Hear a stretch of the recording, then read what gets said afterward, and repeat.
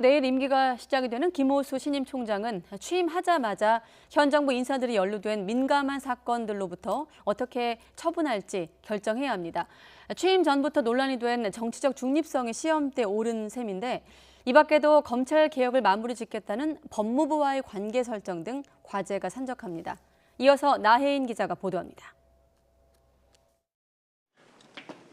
김호수 신임 검찰총장의 정치적 중립성은 총장 후보로 거론될 때부터 화두였습니다. 현 정부 들어 법무부 차관으로 박상기, 조국, 추미애 전 장관을 잇따라 보좌했고 공정거래위원장 등 요직마다 단골로 후보에 이름을 올렸기 때문입니다. 제가 검사로 재직하는 동안 정치적 중립성과 관련된 논란은 저는 한 번도 없었다고 생각하고요. 모든 검사들이 선호하는 중앙지검 특수일부장을 소위 이전 정부에서 역임을 했고요. 김 총장 스스로는 논란을 일축했지만 당장 취임하자마자 현 정권 인사들이 연루된 사건들을 어떻게 처분할지 이목이 쏠립니다.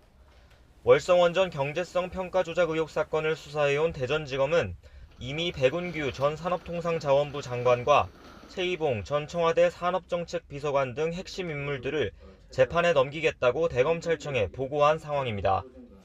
김학의 전 차관 불법 출국 금지 의혹을 수사하는 수원지검도 이광철 청와대 민정비서관을 기소하겠다는 방침을 대검에 전달했습니다. 두 사건 모두 직무대행이던 조남관 대검차장이 결론을 내지 않으면서 김 총장에게 공을 넘겨놨습니다. 만약 김 총장이 수사팀 의견과 엇박자를 낸다면 곧바로 방탄총장이라는 비판에 직면할 가능성이 큽니다.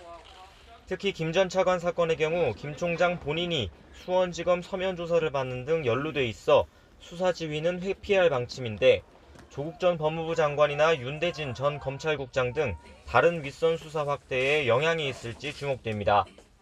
이 밖에도 이용구 법무부 차관의 택시기사 폭행 사건이나 김학의 전 차관 관련 청와대 기획사정 의혹, 윤석열 전 검찰총장 가족을 둘러싼 사건 등도 처리 방향에 관심이 쏠립니다. 법무부가 총장 인선과 무관하게 추진해온 검찰 조직 개편과 코앞으로 다가온 고위 간부 인사, 고위공직자범죄수사처와의 갈등 국면에서도 김 총장이 어떤 자세를 취할지 관심입니다.